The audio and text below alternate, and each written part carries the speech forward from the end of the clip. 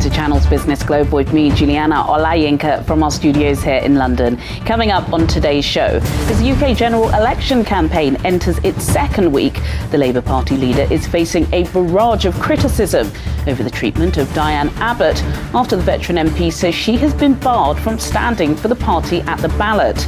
Our Downing Street correspondent Simon Pusey will soon be joining me here in the studio for an update on the campaign. And President Bola Ahmed Tinubu marked his first year in office this week at a time of a significant increase in the cost of living and reportedly a dampening of investor sentiment. Otumba Bimbola Ashiru, the chairman of the Odua Investment Company and the former Commissioner for Commerce and Industry in Ogun State, will shortly be joining me for his assessment on the state of the Nigerian economy. Then later, I'll be speaking with Paul Konnet in Darmstadt, Germany. Paul is the head of strategy, communication and international relations at UMITSTAT, and he'll be talking with me about a new partnership between the African Union Commission to strengthen cooperation on Earth observation. But first, voters in the UK will go to the polls on July the 4th, and the second week of campaigning has gone into full swing across the country. As the ruling Conservative Party trail Labour in the polls, the Prime Minister was hit with another blow at the start of last weekend as Tory stalwarts Michael Gove and Andrea Leadsom joined the now record-breaking exodus of Conservative MPs from the Commons, with the former saying it was time for a new generation to lead the party.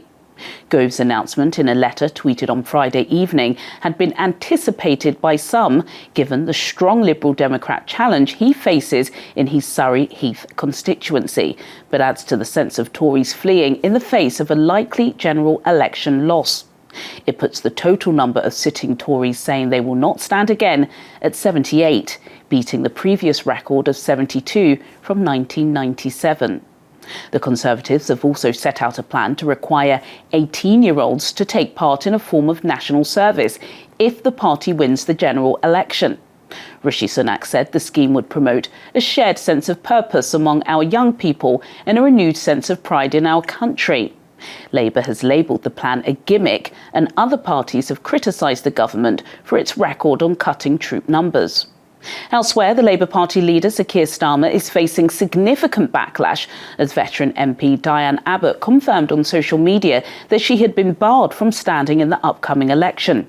She was suspended last year for saying Jewish, Irish and traveller people do not face racism all their lives. A spokesperson for the left-wing campaign group Momentum said, "We are sickened and disgusted by this news. The way Keir Starmer has treated Britain's first black woman MP is appalling, vindictive and cruel." It's unclear if a formal decision about her candidacy has been made. Well, for more on this, I was earlier joined in the studio by our Downing Street correspondent, Simon Pusey. Simon, so the UK general election campaign has entered its second week. More senior Tory defections over the past couple of days. According to the latest polls, Sir Keir Starmer still head and shoulders above Rishi Sunak. But this week, lots of focus on Diane Abbott, who our viewers will know is a stalwart when it comes to British politics. The first black MP to enter the Palace of Westminster. She has had her supervision removed, so she is now back into the Labour Parliamentary Party, but she put out a statement on X saying that she is not going to be able to stand. Lots of confusion as to whether or not Sir Keir Starmer has put her back in the party. What is the update on that? Yeah, and we were talking, weren't we, last week about how anything can happen in a general election campaign and how things can derail things, and how Keir Starmer really didn't want to necessarily take on Rishi Sunak in too many debates because he's the one who's got the most to lose. And it's things like this, and we're not sure how far this can run yet. It's only really recently started happening, but this is quite a huge thing, I think, potentially for the Labour Party, because, as you say, the first black MP to be elected to the House of Commons. She's the longest black MP to have stood as a Member of Parliament. And she had the whip removed for something that she wrote and immediately apologised that was taken as anti-Semitic. And she apologised for doing that. And lots of other people have done things and apologised and remained in the Labour Party or have been... but it's been over a year now, I think, since that happened. And she's being told, or she's saying that it's in the press today, that she will not be able to stand as an MP. Whereas whereas you've got Natalie Elphicke, who has many question marks herself, come over from the Conservatives. She's not actually standing, but she would be able to stand, if she. So people are saying that this is racist, basically. They're saying, why is this happening? And I think in terms of the campaign, the Labour Party have had a great campaign so far. Rishi Sunak called the election, but it looks like they are the ones that were taken by surprise by their own timing of the election. They've had a pretty bad start to it, lots of sort of gaffes and things going wrong there. Labour seems to have been pretty slick, but we don't quite know how much further this has got to run. So she put on Twitter or X just under a year ago, as a black woman and someone on the left of the Labour Party, I've unfortunately been forced to reach the conclusion that I will not get a fair hearing from this Labour leadership. So she was never a big fan of Sir Keir, and they've never really sort of seen eye to eye. She's certainly much more of the Corbyn camp, yes, yeah. Of course. And just today, naturally, I'm delighted to have the Labour whip restored, so she's no longer suspended, as you said, and to be a member of the PLP. Thank you to all those who supported me. But I am very dismayed that numerous reports suggest I have been barred as a candidate. So it's yet to see just how far this, or how much damage this could do. But we've already seen, the stance that Labour are taking on Gaza and the damage that that's done in local elections. With communities, Muslim communities in the north who are not happy. You cannot then go and completely target the black community. Exactly. The Labour Party talks about being a broad church, and to bar your longest black MP and one who's done so much for the Labour Party and so much for black people in the country, and has stood as such an example, then this isn't a good look for the Labour Party, I don't think. And it'll be interesting to see what Sir Keir Starmer says if he does talk about this. It will be interesting. Thank you so much, Simon. As President Bola Ahmed Tinubu marks his first year in office, his finance minister insists that the painful corrective measures that have led to a spike in the cost of living are turning the economy in the right direction. Since succeeding Muhammadu Buhari in late May 2023, Tinubu has instituted reforms to woo investors and boost dollar liquidity. While the initial steps infused investors and led to a rally in the Naira, the enthusiasm has since dissipated. Well, for more on this, I'm now being joined by Otumba Bimbola Ashiru, the chairman of the Oduwa Investment Company and the former Commissioner for Commerce and Industry in Ogun State. Otumba Ashiru joins me from Lagos. Otumba Bimbola Ashiru, it's a pleasure to have you on Channels Business Global today. So this week is a big one. The president marked his first year in office. How do you assess his economic policies? Yes, good morning, Juliana, and thank you for having me. Well, I can, like I always tell people, I think 1 year is too short to assess the president's policy. Don't forget that immediately he came in, he has about 60 days to appoint ministers.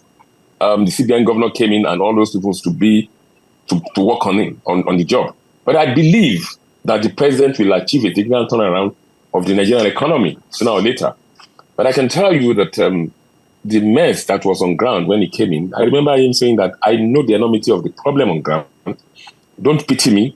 I asked for this job and I want to do it. So I think most times I quote him when I'm referring to that. And it's not that the presidency, even government, they accepted that there's a problem in the economy. They accepted that masses are suffering. They are, and he said it, I think, at the last speech, that look, people should bear with the government, that over time things will subside and everything. I know it's a tough time. We all know the realities on ground, that it's tough. Everybody, including yourself and myself. But the point, even the presidency today know that there's a problem. But the 1 year is too short to assess the government. And I could see that the ministers, in the last few days, I saw them live on TV, whereby they are all, putting down their own scorecards. Nigerians will determine the ones that are performing, the ones that are not performing. But you see, I can probably pin out a few of them that I know that they are actually doing the things in the right direction. And for example, the CBN governor, you could see what he's doing in CBN, Yemeka Adosu, but it's a tough one. He has to probably settle down and see all the mess. If you see the former CBN governor, he's been probably investigated. He's in court now, and you could see the mess that has happened in Nigeria economy. But having said that, the Minister for Coordinating Affairs, Minister for Finance, they are all working, seeing what they can do. And the gentleman in immigration is doing very well too. But I can tell you, things are very tough. And hopefully, it's a way for us to endure it for some time. And after some time, things will probably improve. But I can tell you that the president will eventually achieve the turnaround strategy of the Nigerian economy. I can tell you that. Thank you for that broad assessment. I don't think everybody will agree with your optimism, but you said a year is too short. That's the yardstick. That's what we're measuring him against. We're not looking back at 8 years of Buhari's administration. We're looking at the first year of Tinubu's administration. You yourself have said that the president said himself he shouldn't be pitied. So don't pity him when you're answering my next question. Has the business climate in Nigeria improved or worsened over the past 12 months, in your opinion? Let me tell you this. I can tell you that from my own assessment, the business climate is, I can say, inflow of foreign currency has improved significantly. I can tell you that. I can tell you that the real sector, the foreign direct investment has actually grown. Tony Blair was around, a few days, I think it's still in Nigeria. And I can tell you, the states like Lagos, Ogun, Southwest states, which I know what they're doing, they are seeing traction. In terms of foreign direct investment coming in, and some investments in the pipeline. I think they start impacting the economy in a way. But you don't forget that even when the investment come in, they are not going to start, you cannot start seeing the improvement because they need to come in, they need to establish the companies. I can tell you from my own experience, I worked in private sector as a banker, and I served as a commissioner in Ogun State. Our first year was very tough. But by the time we started the ball rolling, the investment, today, Ogun State is the industrial hub of Nigeria. How did it happen? FDI, and don't forget, when we came in, it was number 36 in terms of ease of doing business. But today, Ogun State is number four in Nigeria. Due to World Bank report. But the point is that it is not easy. I could see many of these state governors traveling abroad. I was in Dallas. I met with the governor. The governor of Kiti was there, trying to sign some deals there. Ogun State governor met with some investors. Kwara State governor, because I could see what they are doing. Lagos State. But the point is, even if you go to Abia, I saw him, what he's doing. Even in the north, the Niger governor and the Kaduna. So the point is that it is a way of bringing investors, bringing confidence. But don't forget that the rot was there for some years. But having said that, things will improve significantly. But for investment, I can see it from my own experience as a banker and someone that has served in government. I could see the traction. When people say some companies are leaving, why are they leaving Nigeria? No. Shell, and I will give you a good example. When we started Stanbic IBTC, the merger, there were so many South Africans working at management level that were there. But today, Nigerians are the ones doing the job because they've learned the rope, they've built trust and confidence. And it's expensive to keep foreigners in foreign countries. Because, for example, if you bring foreigners, the cost to company is very high. The turnaround of the economy will come. But it's a time that is a sober reflection.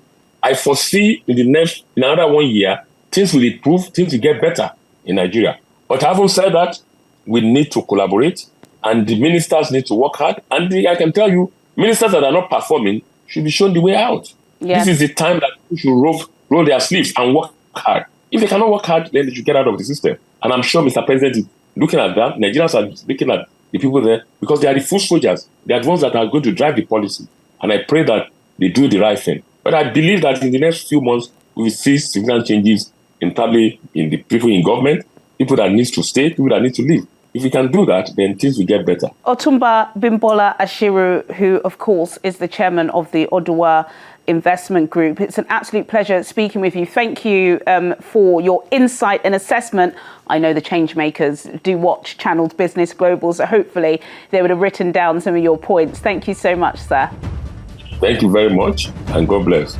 Coming up on Channel's Business Global, I'll be speaking with Paul Konnet in Darmstadt, Germany. Paul is the head of strategy, communication and international relations at Umestat, and he'll be talking to me about a new partnership between his firm and the African Union Commission to further strengthen cooperation on Earth observation. And I'll be looking back at some of the biggest business news stories of the week. All of this after the break. Do stay with us. Welcome back to Channels Business Global with me, Juliana Olayinka, from our studios here in London. In a moment, I'll be speaking with Paul Connett in Darmstadt, Germany. But until then, here's a breakdown of some of the biggest business news stories of the week.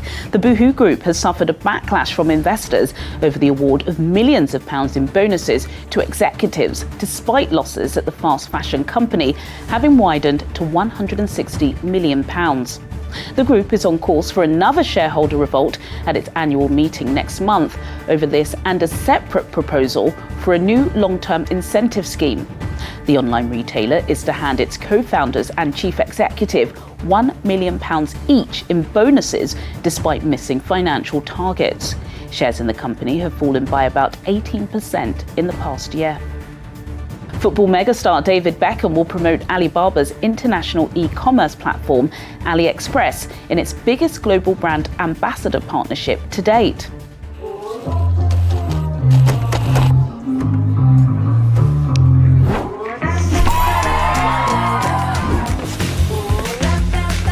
Download AliExpress app now and win millions of prizes during UEFA Euro 2024. Score more when you shop with AliExpress. The announcement comes as the Euros football tournament is due to kick off in Germany next month. The company did not reveal how much it's paying the former England captain. Under the deal, Beckham will be the face of AliExpress's Score More promotion, which will run during games. Ocado is facing regulation from the FTSE 100 following a collapse in its share price. According to the London Stock Exchange, the online grocery firm will be axed during the quarterly reshuffle after its valuation fell from a £22 billion high in the pandemic to £3.6 billion as of Tuesday. The recent decline has led to speculation that it is considering ditching London for New York, where its valuation could be much greater. Now to my final topic. The African Union Commission and EUMETSAT have joined forces to bolster Earth observation capabilities across the African continent. EUMETSAT satellites are able to monitor specific regions such as Europe or Africa through our geostationary data, and also globally all the regions of the globe through our low Earth orbit satellites. EUMETSAT satellite data support the IPCC report through direct use by climate models to reconstruct the last 30-40 years of the Earth climate, or through specific products such as the sea ice extent over the Arctic as an example. They are providing important information to the IPCC report. Without understanding how nature reacts to what we are doing, we will have real difficulties changing the course of the climate change that we're responsible for. Signed recently, the agreement aims to leverage the advanced meteorological satellite technology of EUMETSAT and the strategic leadership of the African Union to provide critical data for weather forecasting and disaster risk reduction. Well, for more on this, I'm now being joined by Paul Connett in Darmstadt, Germany. Paul is the head of strategy, communications and international relations at EUMETSAT. Mr. Paul Connett, thank you so much for joining me on Channels Business Global. Please talk to us about the significance of this agreement. So the agreement between the African Union Commission and EUMETSAT is indeed an important one because it's linking the African Union Commission, so representing all African countries, with 30 member states of EUMETSAT in Europe. And I should say that this agreement is the result of a long-lasting relationships between EUMETSAT and Africa. So we have a satellite which is over Africa. There is a purpose for us to work with Africa. And we started at the beginning of the year 2000. So in 2018, we had a first formal agreement with the African Union Commission. And what we signed last week is the update and the continuation of this agreement. And the purpose of this agreement is really to set the frame of cooperation between the African Union and our organization, so EUMETSAT, which is responsible for exploiting and monitoring the European meteorological satellites, which are also observing climate data. It's all very exciting. In fact, the whole idea of space observation or space exploration has really captivated the masses in recent years. You've spoken very briefly about climate. Is that the only observation of this satellite, or will there be other areas of interest? No, the primary observation of the satellite is weather. So we observe Africa every 10 minutes with this new satellite in different channels, and we have a commitment to deliver this data to all the national weather services in Africa. And this is brand new. So this satellite was launched. It's the first of the third generation. It was launched in December 2022. And it's a big improvement in the way we can observe the weather above Africa, and the data that we deliver helps the national weather services in making weather forecasts. So this is the main purpose of the satellite. Yes, and it's absolutely fundamental, of course, because we know that climate change, massive topic of discussion, and Africa is bearing the brunt of extreme weather patterns. I know this is a new partnership, although the relationship between your firm and the African Union does go back some years now. What role, Mr. Kenneth, have African scientists and meteorologists played in this collaborative effort? They are absolutely essential, because what we do, we deliver data. And what we need is scientists to make use of the data and to turn the data into relevant products and into relevant information which could support decision makers. And therefore, we work a lot with institutions in training activities or in partnership activities on doing research on the use of the data in many different fields. So the weather is one, but the data could also be used for monitoring the agriculture, monitoring the forest. We can see the fires from Meteosat third generation, and therefore it's very important. So you could see that we could cover a very broad scope of applications from data which are essentially weather-based data, weather observation data.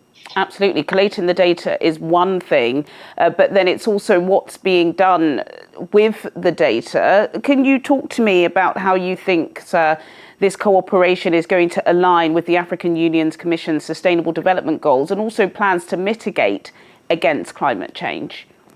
It's perfectly aligned, because this cooperation is recognized in different formal documents of the African Union. The African Ministerial Council for Meteorology has an African strategy for space, and there the cooperation with EUMETSAT is highly recognized. And this African strategy for meteorology is linked to the Agenda 2063 of the African Union Commission. So we are definitively supporting the climate goals that are embedded in the Agenda 2063. And this is why having this formal relationship between our intergovernmental organization and the AUC is so important to us. Absolutely, it is important. Thank you so much for your expert insights there, Mr. Paul Kenneth, who is the Head of Strategy, Communications and International Relations at EUMETSAT. Thank you so much for your time today. Most welcome. Thank you. Well, sadly, that's all we have time for today. But as always, do get in touch with your comments and suggestions. I'll see you at the same time next week for more in-depth business analysis on Channel's Business Global. Goodbye.